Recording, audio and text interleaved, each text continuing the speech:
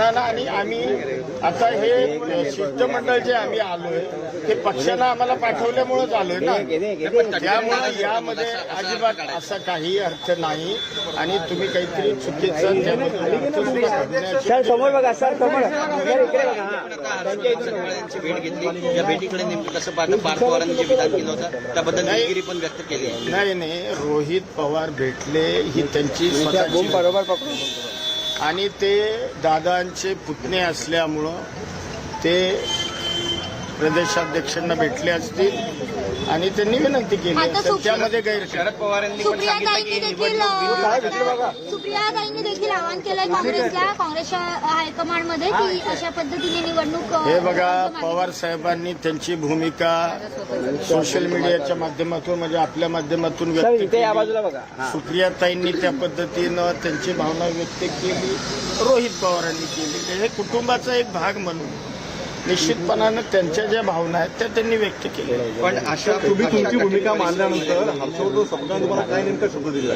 हर्षवर्धन सपकाळ सकारात्मक आमच्याशी बोलले आणि ते त्यांचे जे पक्षाचे राष्ट्रीय अध्यक्ष खरगे साहेब यांच्याशी बोलून ते या संदर्भातला सकारात्मक निर्णय घेतील अशी आम्हाला आशा आहे.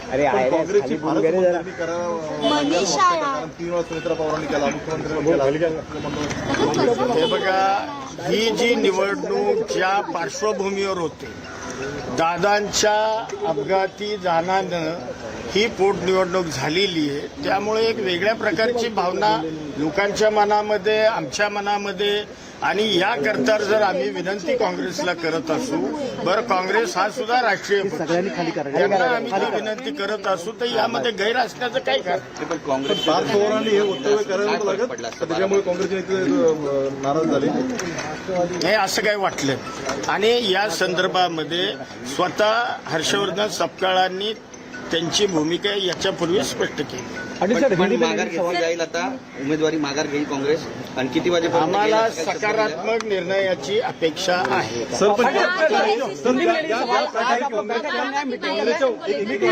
काँग्रेसच्या उमेदवारांनी ज्या प्रकारे म्हटलेलं होतं की आम्ही माघार घेणार आहोत, तुम्ही पहिल्यांदा एफआयआर दाखल करा, त्यानंतर आम्ही माघार घेतो. ते आता ऐकून घ्या. या संदर्भामध्ये मी तुम्हाला काही सांगण्यापेक्षा तुम्ही अध्यक्षांना हर्षवर्धन सपकाळ साहेबांना या संदर्भात. सर एक सवाल, कुछ हल निकला है क्या?